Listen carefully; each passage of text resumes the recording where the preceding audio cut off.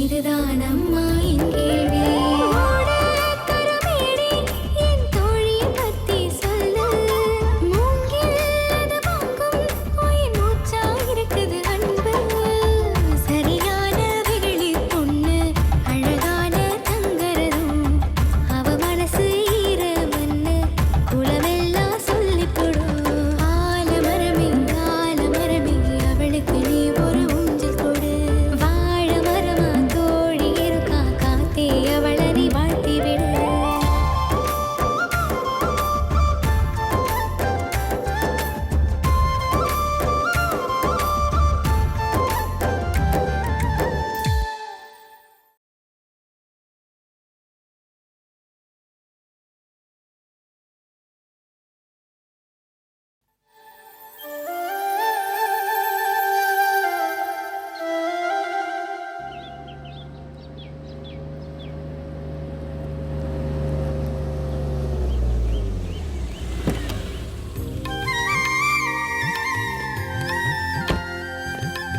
ஐயா வணக்கங்க ஐயா. அடடடடா வாங்க வக்கீல, நல்லா இருக்கீங்களா? நல்லா இருக்கானுங்க. வாங்க உட்காருங்க. பரவாயில்லைங்க, நீங்க உட்காருங்க. அடட படிச்சவர் நீங்களாம். இல்லைங்க உட்காருங்க. பரவாயில்லைங்க, அட உட்காருங்கங்கற உட்காருங்க. சொல்றோம் இல்ல. நல்லா இருக்கீங்களா? நல்லா இருக்கானுங்க. டேய் வேலா, ஐயா வக்கீலே வந்திருக்காரு, போய் அண்ணி கொண்டா. சரிங்க ஐயா. வழக்கமா வீட்டுக்கு வர சொல்லுவீங்க, இன்னைக்கு தோப்புக்கு வர சொல்லியிருக்கீங்க. சில விஷயங்களை தனியா சந்திச்சு பேசினாதான் நல்லா இருக்கும்னு உங்களை தோப்புக்கு வர சொன்னேன். மத்தபடி கோர்ட்டுக்கெல்லாம் போயிட்டு வந்துட்டு இருக்கீங்களா? இப்ப கூட கோர்ட்ல இருந்தானுங்க வர்றேன். வீட்டுக்குள்ள ஒரு பிரச்சனை வந்தாலும் எங்கனால சமாளிக்க முடியல. நீங்க தினமும் எப்படிதான் கோர்ட்ல இவ்வளவு கேஸ் எல்லாம் சந்திக்கிறீங்களோ. ஒரு கேஸ் தோத்தாலும் சரி ஜெயிச்சாலும் சரி எங்களுக்கு எந்த பிரச்சனையும் இல்லைங்கய்யா. எப்படி பார்த்தாலும் நியாயம் ஜெயிக்கும். அது அவனவன் நேரங்காலத்தை பொறுத்ததுங்கய்யா. ஓ, நேரங்கள்ல குற்றவாளி ஜெயிக்கிறதும் உண்டு, நிரபராதி தோக்கிறதும் உண்டு. அப்படின்னா வாத திறமை வச்சுதான் எல்லாம் நடக்குது. ஆமாங்கய்யா. கொடு. இந்த தோட்டத்துல சரி காய அறுத்து போட்டுட்டு இருக்காங்க. ஆமாங்க. என்னன்னு போய் பார்த்துட்டு வா. சரி. நான் பேசி போட்டு வந்துடுறேன். சரிங்க. பா இந்தா கொடி.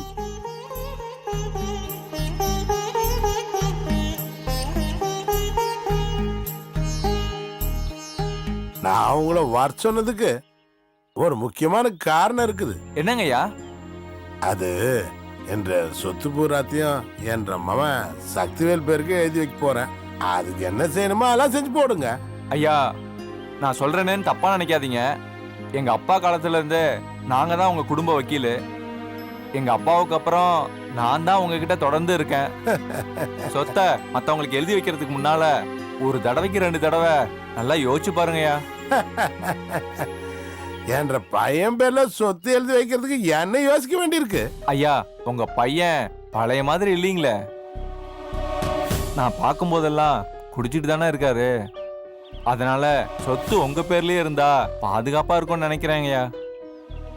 வக்கீலு அவன் நல்லா தான் இருந்தான்.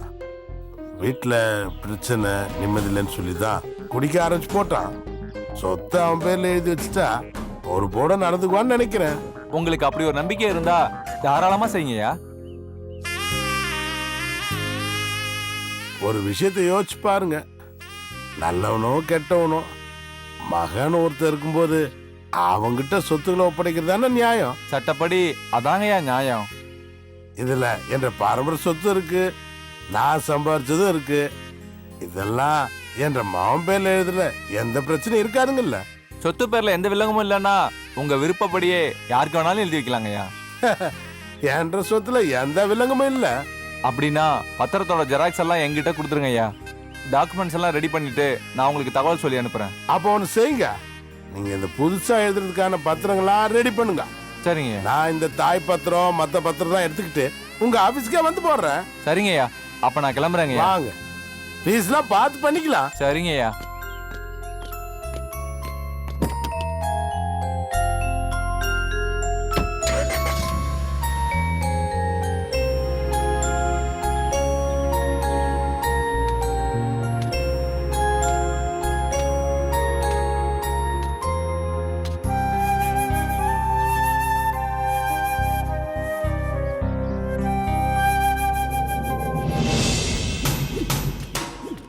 கற்பகம் உன்ற மாமனார் பேசின பேச்ச என்ற மனசை விட்டு போக மாட்டேன்றி. அந்த ஆத்தோர தோப்பை தானே விற்க விட மாட்டேன்றான். பேசாம இந்த தோப்பை வித்துருவோமே. அம்மா இந்த தோப்பு 80 ஏக்கர் தாமா. பாம்பேக்காரன் 100 ஏக்கர்ல கேக்குறான். அதுவும் கரெக்ட் தான். இத பாரு கற்பகம், உன்ற கையில பண்ணையா இருக்கிற வரைக்கும் முடிஞ்ச வரைக்கும் எவ்வளவு சுருட்டிக்க முடியுமோ அத்தனையும் சுருட்டிக்க. ஏன்னா என்னைய எப்ப வேணாலும் ஊட்ட விட்டு வரட்டி விட்டுருவான். ஏமா உன்னை வரட்டினா நான் விட்டுருவேனா? நீ வெசனப்படாதம்மா, நான் பாத்துக்கிறேன். உன்ற மாமனாரு கோவப்பட்டது கூட எனக்கு பெருசா தெரியலடி. ஆனா இந்த மண்ணு வரலாறுன்னு மொத்த கருத்தையும் பேசினேன் பாரு, அதை தாண்டி என்னால தாங்கிக்கவே முடியல. ஐயோ யார்கிட்டயே போன் அடிக்குதுறியா? அம்மா 1.5 போன் தான் அடிக்குது. இங்க பாரு. ஆமா. ஐயோ ஐயோ இது வேற எப்படி பேசி எது பேசினே தெரியலையே. ஏன்டி இதெல்லாம் வாங்கி கொடுத்து என்னைய சிரமப்படுத்துறா? இப்படி பேசு. ஹலோ ஆருங்க, நான் தான் அம்பராம்பாளையம் பரமேஸ்வரி பேசுறேனுங்க. என்னடியே சத்தத்தையா காணோம்? ஏமா ஆன் பண்ணி பேசுமா, நான் தான் சொல்லி கொடுத்துருக்கேன்ல. அப்படியா? பேசு. ஹலோ ஆருங்க. ஹலோ, நான் வக்கீல் ராஜசேகர் பேசுறேம்மா. நம்ம வக்கீலுங்களா? ஆமாங்கம்மா. எனக்கு விசேஷம். வீட்டுல பொண்டாட்டி பிள்ளைங்களா நல்லா இருக்கிறாங்களா? எல்லாரும் நல்லா இருக்காங்க. உங்ககிட்ட ஒரு முக்கியமான விஷயம் பேசணும்னு தான் ஃபோன் பண்ணேன். சொல்லுங்க. பண்ணையார் என்கிட்ட ஒரு முக்கியமான விஷயம் பேசணும்னு வர சொன்னாரு. என்ன பேசினாரு? பண்ணையார் மொத்த சொத்தையுமே அவர் பையன் பேர்ல மாத்தி எழுத சொல்லிட்டாருங்க. ஐயா முடியாதுன்னு சொல்ற வேண்டியதானுங்களா?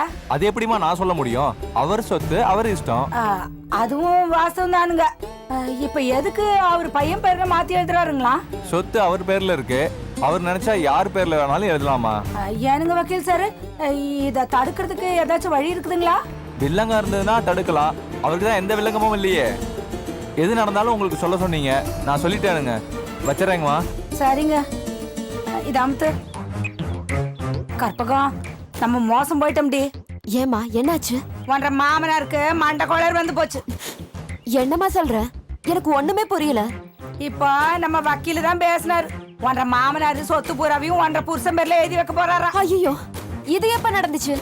இந்த ஆளு திடீர்னு உசாராயிட்டானே, என்னமா பண்றது? சொத்தை வித்து ஒரு தொகையை அள்ளிக்கலாம்னு பார்த்தேன், பண்ண அசர மாட்டேங்கிறானே. அம்மா என்ற மாமனாரு நிர்வாகத்தை குடுக்கற மாதிரி குடுத்துட்டு இப்ப புடுங்கிக்கலான்னு பாக்குறாரு. ஏற்கனவே என்ற புருஷன் என் மேல கொலவரியில இருக்கிறான். சொத்து அவன் பேர்ல கை மாறிடுச்சுன்னு வச்சுக்க, முதல்ல ஒன்னை என்னை தான் ஊட்ட விட்டே துரத்துவான். துரத்துனா மட்டும் பரவாயில்ல, நம்ம அவமானப்படுத்தினதை சொல்லி சொல்லியே பழி வாங்குவான். அதுக்கு விடக்கூடாது கண்ணு. கிடைச்ச இடத்த தக்க வச்சுக்கணும். கொடுத்த பொறுப்பை நம்ம திருப்பி கொடுக்கவே கூடாது. அது எப்படிமா முடியும்? யோசிக்கிறேன் கண்ணு. வக்கீல் கிட்ட பேசும்போது என்னமோ ஒண்ணு சொன்னாரு. சொத்தை விற்க விடாம தடுக்கணும்னா ஏதாவது வில்லங்கம் இருந்துச்சுன்னா அதுவும் பேர்ல தடுக்கலாம்னு சொன்னாரு. என்ன வில்லங்கம் இருக்குன்னு யோசிச்சு பாரு. சொத்து புறா பண்ணையார் பேர்ல தான் இருக்குது. இந்த சொத்துல ஒரு வில்லங்கமும் கிடையாது. அப்படின்ற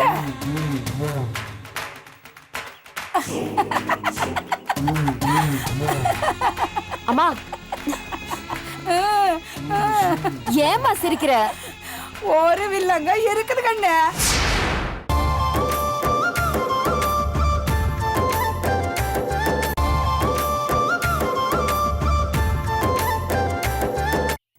ஒரு வில்லங்க இருக்குது கண்ணு. இந்த அம்பராம்பாளையம் பரமேஸ்வரி கண்ணுல இருந்து தப்பிச்சிட முடியுமா?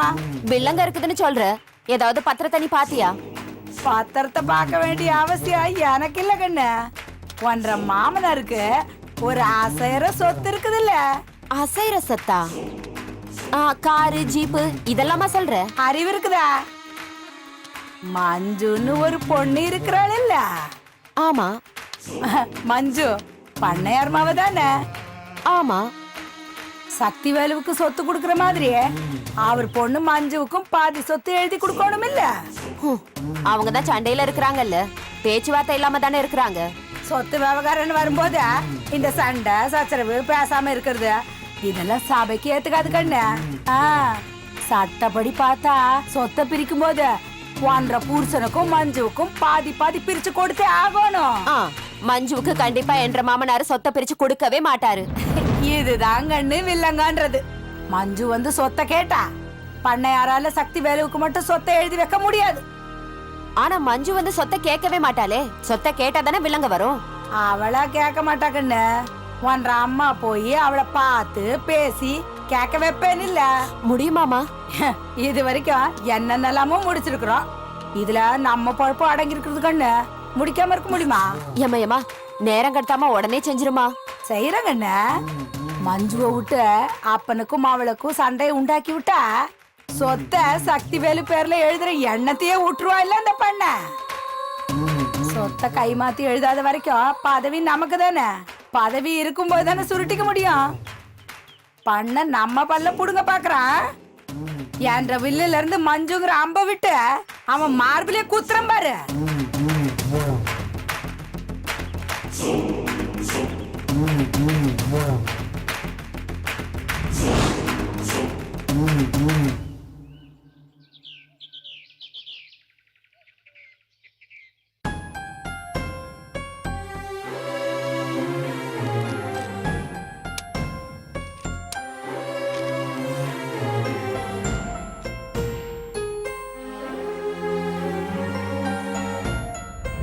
கண்ணம்மாவை பத்தி பேசும்போது ஒருத்தர் கூடையில கொண்டு வந்து வச்சுட்டு போனான்னு சொன்னல, அந்த ஆள் இவன் தான்.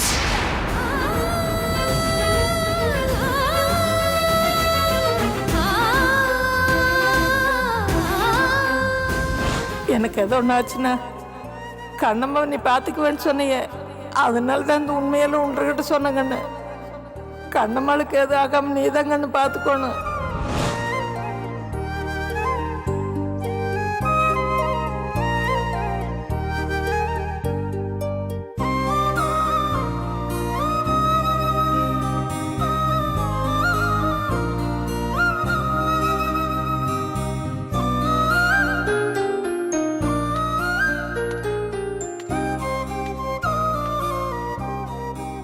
டீச்சர்,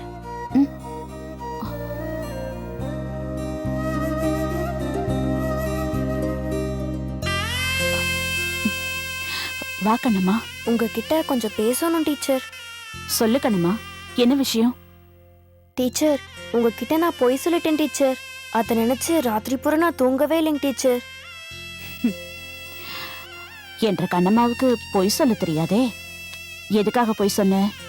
டீச்சர், என்ற கிட்ட இருந்த பணம் தொலைஞ்சு போனது உண்மைதாங்க டீச்சர்.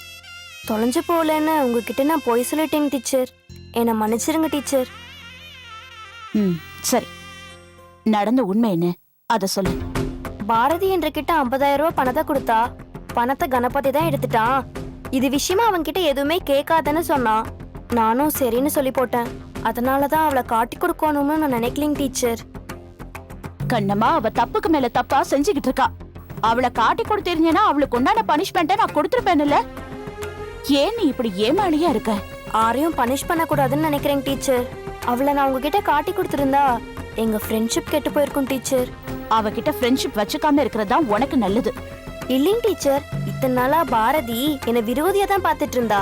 இப்பதான் என்ற கிட்ட பேசவே ஆரம்பிச்சிருக்கா. என்ற ஊடு, அதை விட்டா இந்த ஸ்கூலு, இதை விட்டா எனக்கு வேற எதுவுமே கிடையாதுங்க டீச்சர். கீழே விழுந்தா எழுப்பி விடவோ, வலிச்சதுன்னா சொல்லி அழுகவோ கூட எனக்குன்னு யாருமே கிடையாதுங்க டீச்சர். கண்ணம்மா, உனக்குன்னு எல்லாரும் இருக்காங்க. நான் கூட உனக்கு உறவுதான். இது தெரியாம இத்தனை நாளா வாழ்ந்துட்டு இருக்கியே. எல்லாரும் வேணும்னு நினைச்சுதான் நான் பழகிட்டு இருக்கேன். நல்லவங்க ஆறு கெட்டவங்க ஆறுங்கிற ஆராய்ச்சிக்கே நான் போக மாட்டேன் டீச்சர். என்று கூட ஆறு பேசுறாங்களோ அவங்கள நான் உயர்வா நினைச்சுக்குவேன். பேசுறதுக்காகவாது கடவுள் எனக்கு ஒரு ஃப்ரெண்டை கொடுத்துருக்காரேன்னு அதை நினைச்சு நான் சந்தோஷப்பட்டுக்குவேன் டீச்சர். அதனால பாரதியோ கணபதியோ கூப்பிட்டு இது எதுவும் கேட்டுறாதீங்க டீச்சர். எனக்கு கிடைக்க வேண்டிய பணம் கிடைச்சிருச்சுல, அதுக்கப்புறமா அவங்கள மாட்டி விட்டு அவங்க ஃப்ரெண்ட்ஷிப்பை இழந்துடக்கூடாதுன்னு தான் நான் பொய் சொன்னேன் டீச்சர். ஒன்ற அப்பா அம்மா இருந்தும் அவங்க கூட வாழ முடியாத அனாதையா இருக்கியே. ஊரையே ஆட்டி படைக்கிற பண்ணையாரோட பேத்தியா வாழ வேண்டியவ ஆடு கட்ட கூட சில அடைஞ்சு கிடக்குறியம்மா. டீச்சர், நான் பொய் சொன்னது தப்புதான். நீங்க என்ன மன்னிப்பீங்களா? கண்ணம்மா, உன்னை நான் மன்னிக்கிற அளவுக்கு நீ எந்த குற்றமும் செய்யல. ஒரு நல்ல நட்புக்கு அடையாளம் என்ன தெரியுமா? நண்பர்கள் கிட்ட இருக்கிற நல்லது கெட்டதா ஆராய்ச்சி பண்ணாம இருக்கிறது தான். இந்த வகையில நீ எல்லாருக்கும் நல்ல நட்பாதான் இருக்க. ஆனா உன்கிட்ட அவங்க உண்மையா இல்லைன்னு நினைக்கிறப்பதான் எனக்கு வருத்தமா இருக்கு கண்ணம்மா. அவங்க அவங்களாவே இருக்கட்டும் டீச்சர். நான் நானாவே இருந்துட்டு போறேன்.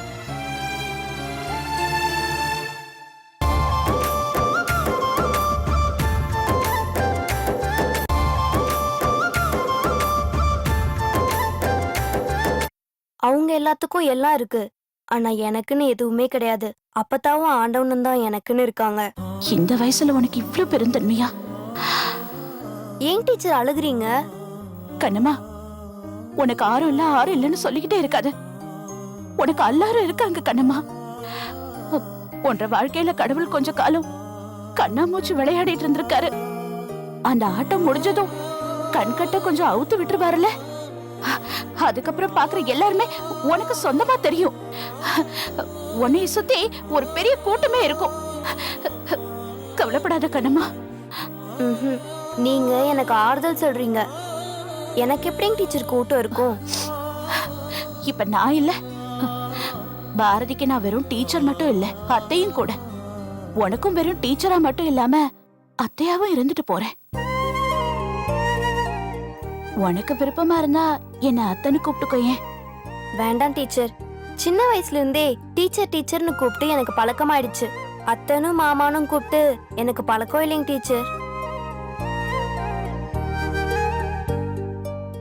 டீச்சருங்கிற சொல்லுக்கு ஒரு மறுவாதி இருக்கு. அப்படி கூப்பிடும் போது அதுல ஒரு பக்தி இருக்குதுங்க டீச்சர். சரி, ஒன்ற விருப்பம். டீச்சர், எனக்கு 2 நாளைக்கு லீவ் வேணும் டீச்சர். இன்னைக்கு ஹாஃப் டே லீவ் வேணும். எதுக்கு? அப்பத்தாவை இன்னைக்கு ஆஸ்பத்திரி கூட்டிட்டு போய் அட்மிட் பண்ணணும். நாளைக்கு ஆபரேஷன் செஞ்சிருவாங்க. நான் கூடவே இருக்கணும் டீச்சர். சரி கண்ணம்மா, லீவ் எடுத்துக்க. ஒன்ற அப்பத்தாவுக்கு ஒன்னும் ஆகாது. அப்பத்தாவை காப்பாத்த நீ எவ்வளவு கஷ்டப்படுறேன்னு அந்த கடவுளுக்கு தெரியும். அதனால கடவுள் ஒன்ற பக்கம் தான் இருப்பாரு கண்ணம்மா. எனக்கும் அந்த நம்பிக்கை இருக்குதுங்க டீச்சர். ஒரு விஷயத்த மனசுல வச்சுக்க கண்ணம்மா, கடவுள் இந்த உலகத்துல யாரையும் அனாதையா விட்டுட்டு வேடிக்கை பார்க்க மாட்டாரு. ஏதாவது ஒரு உறவு நமக்காக எங்கேயாவது வாழ்ந்துட்டு தான் இருப்பாங்க. கடவுள் அவங்கள நம்ம கண்ணுக்கு காட்டாம இருக்க மாட்டாரு. நீ நம்பிக்கையோட இருக்கண்ணம்மா. Thanks teacher. ஒரு டீச்சரா மட்டும் இல்லாம நீங்க என்ன ஆதரிச்சு பேசும்போது எனக்கு சந்தோஷமா இருக்குதுங்க டீச்சர். கண்ணம்மா, வாழ்க்கையில நான் உனக்கு வெறும் டீச்சரா மட்டும் இருக்க போறதில்ல, ஒரு நெருக்கமான உறவுக்காரியா இருக்க போறேன். அதுவும் ஒரு நாளைக்கும் 2 நாளைக்கும் இல்ல, காலம் பூராவும் ஒன்ற கூடயே இருக்கணும்னு நான் முடிவு பண்ணிட்டேன். போதுமா? அப்படின்னா என்னை விட அதிர்ஷ்டசாலி வேற யாருமே இருக்க முடியாதுங்க டீச்சர். நான் கிளம்பட்டுங்களா? சரி கண்ணம்மா. என்ன மன்னிச்சிட்டீங்களா டீச்சர்? உன்னைய மன்னிக்க நீ எந்த தப்பும் பண்ணலையே கண்ணம்மா. உனக்கு ஹாஸ்பிட்டல்ல எந்த ஹெல்ப் வேணாலும் என்ன தயங்காம கேளு, சரியா? சரிங்க டீச்சர், நான் போயிட்டு வரேன். சரி, போயிட்டு வா.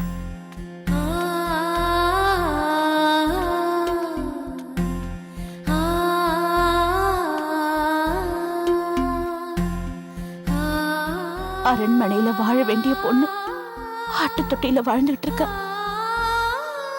சொந்த அப்பா அம்மா உயிரோட இருந்தும் அவங்க கூட வாழ முடியாத நிலைமை ஏன் இவளுக்கு வந்தது?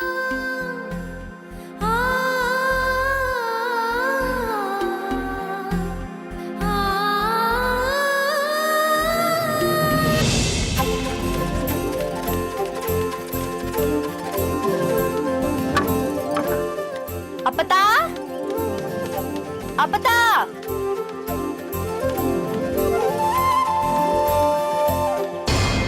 அப்பத்தா, தூங்கிட்டு இருக்கியா? காலையில பள்ளிக்கூடத்துக்கு போகும்போது நான் உன்கிட்ட என்ன சொல்லிட்டு போனேன்? சாயங்காலம் ஆஸ்பத்திரி போகணும், உன்கிட்ட ரெடி ஆயிட்டு இருந்தா சொல்லிட்டு போனேன். ரெடி ஆகாம நீ பாட்டுக்கு படுத்து தூங்கிட்டு இருக்க. எழுந்திரி, சீக்கிரம் ரெடி ஆகு, நேரமாச்சு. அப்பத்தா, நான் சொல்றத கேளு. நம்ம ஆட்டோலயே போயிடலாம். உன்னால பஸ்ல எல்லாம் ஏறி இறங்க முடியாது. சாயங்கால நேரம் பஸ்ல கூட்டம் அதிகமா இருக்கும்ல.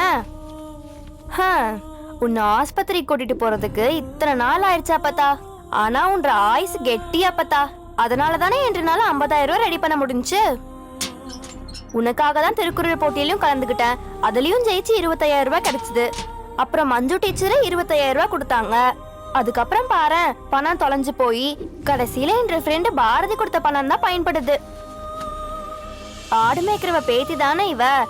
இவளால எப்படி 50,000 ரூபாய் ரெடி பண்ண முடியும்னு நினைச்சிருப்பாங்கல்ல. இப்போ ரெடி பண்ணிட்டேன் பாத்தியா? இன்னைக்குதான் அப்பத்தா நான் ரொம்ப சந்தோஷமா இருக்கேன். நீயும் இருமி இருமி பாவம் எவ்வளோ கஷ்டப்பட்டல்ல. இனிமே உனக்கு இருமலே வராது அப்பத்தா. நான் வந்தது கூட தெரியாம உனக்கு அப்படி என்ன தூக்கம்? எந்திரிச்சு புறப்படுன்னு சொல்றேன்ல. நான் சொல்லிக்கிட்டே இருக்கேன், நீ பாட்டுக்கு தூங்கிக்கிட்டே இருக்க. ஏந்திரி அப்பத்தா. அப்பத்தா